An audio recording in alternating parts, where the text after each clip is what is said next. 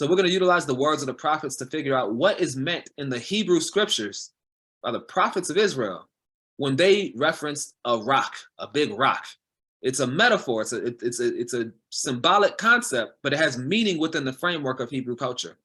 And if you understand that meaning, we can better understand, again, Matthew 16 and 18, from a Hebraic perspective. Upon this rock will I establish my congregation. I will build my church. It is essential that we investigate and clearly understand what the original church consisted of, or was to consist of, in order that we may know and bring forth the resurrection. So the word church, right? The word church, we hear it all the time, Shiloh Baptist Church, Ebenezer Baptist Church. The word church is translated from the Greek word ecclesia, and it literally means a called out assembly. A church is supposed to be a called out assembly, meaning it's called out of something. What is it called out of? What is it that the people were a part of before they were called out of it? Why were they called out of it? And when they're called out of that, what are they supposed to be called into? Right? So just the understanding of the word ecclesia. In other words, when you go into the New Testament in Greek, every instance where you see the English word church, in the Greek, it wouldn't have said church, it would have said ecclesia. And ecclesia means a called out assembly. Somebody's being called out of something. When Yeshua was going around, remember, Yeshua didn't build buildings. He built people. He didn't have an elaborate mega church. That's not biblical. That wasn't the point. You know, the point was connecting with the hearts and souls of people and calling them out, as a matter of fact, of what they were already in. Compare that to today. The church today is certainly not called out of the world. As a matter of fact, it is worldly oriented and was established to pacify the masses that suffer under wicked rulers who promise them something better in the hereafter. So the church of today is not like the church of yesterday. And as we provide a Hebraic analysis of this social movement under Yeshua, we know that he didn't even really call it a church, you know? So when we hear church, we think of modern images and concepts, but really what he was doing had nothing to do with a church as we think of it today. This apostate church of today offers no strong opposition to the evils of the world. Where there is resistance to inequality and injustice, it is mostly symbolic. The church today belongs to the world and not to Yah. The church of today is merely a government agency used for the pacification of the masses. So what we can see is that there's been a huge transformation over the millennia, 2,000 years, where this concept of what the called out assembly is supposed to be about to what it has become. As church has become much more intermingled with the governments and systems of the world, it's lost touch with the original redemptive spirit of calling people out of that world. And like I said, remember, Yeshua didn't build buildings, he built people, right? He healed people, he taught people, he was moving to and fro throughout the land, you know? And so that just indicates that to some extent, there's been a separation between the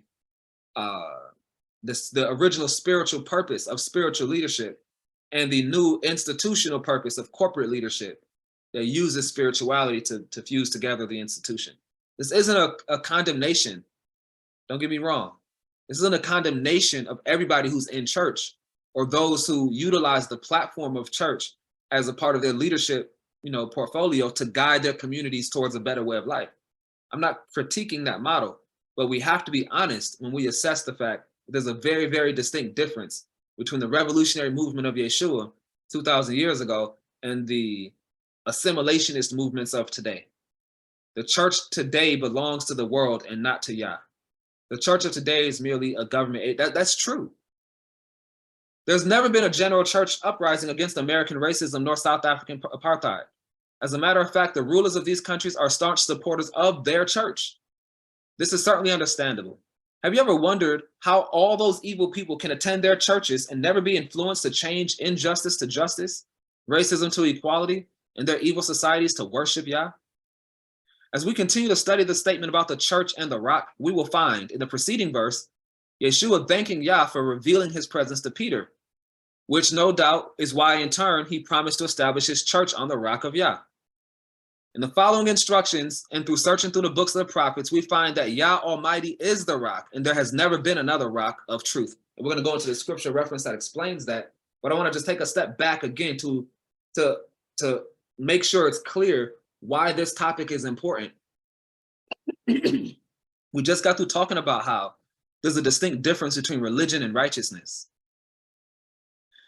And I specifically mentioned how the principles of truth and righteousness are eternal.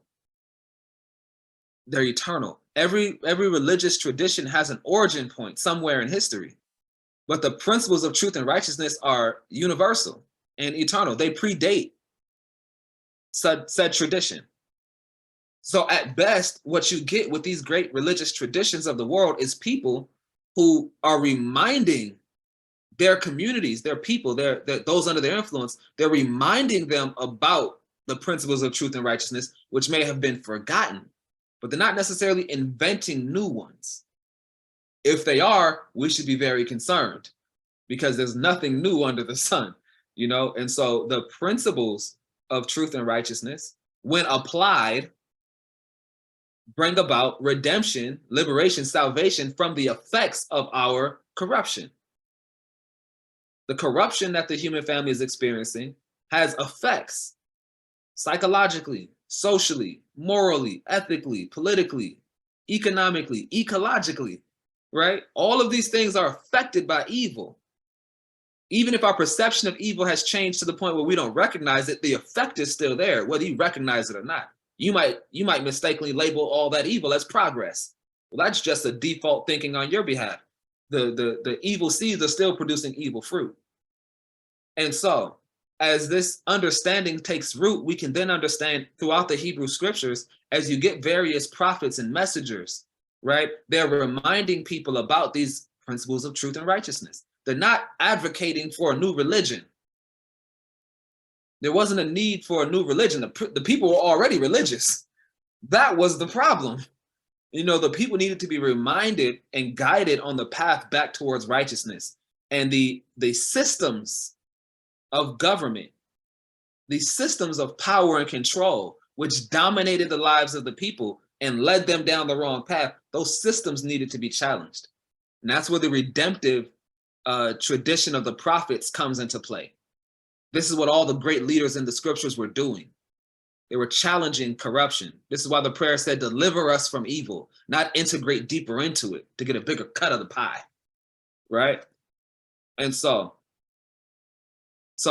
that understanding is important because the figure that is often referred to as Jesus today, whose proper Hebrew name is Yeshua, he stands even today in the minds of many people, regardless of what other ideas they have associated with him. In the minds of many people, he stands as a representation of what spirituality is all about. What is spirituality all about? What is the transcendent all about? What is the highest idea of morality and decency and goodness in the world? It has something to do with Jesus in billions of people's mind. It has something to do with Jesus. And the fact that there is such deliberate deception concerning Jesus and his definitions and his perceptions and his vision and his teachings, it has a concrete political effect on the way that people think. This is why, you know, we talked about how there hasn't been a general church uprising against American racism or South African apartheid. It is true that there were churches, Christian institutions, that challenged systemic injustice throughout America and South Africa, but they were part of a very unique school of thought, which today is often referred to as liberation theology. You know, Nat Turner, he was a pastor, he was a Baptist preacher. Dr. King, you know, and even though it wasn't in a church per se, Malcolm X. Marcus Garvey was a Christian. Denmark Vesey taught that we were Israelites. You go all throughout the scriptures and you'll see leaders taking strong social and political stances. So those Black people, so-called Black people, who were in the captivity, recognizing the injustice that the people were experiencing and seeking to transform the situation, they spoke out against it. They made an effort to liberate their people, and that's where liberation theology comes from. And the crux of liberation theology is that they interpret the scriptures differently. You see what I mean? And that different interpretation leads to a different application. So there's a way that Europe taught us to interpret, for example, the New Testament. And the way that they taught us to interpret the New Testament was designed to make us docile, weak, and complacent and accepting of our condition under Euro-Gentile dominion.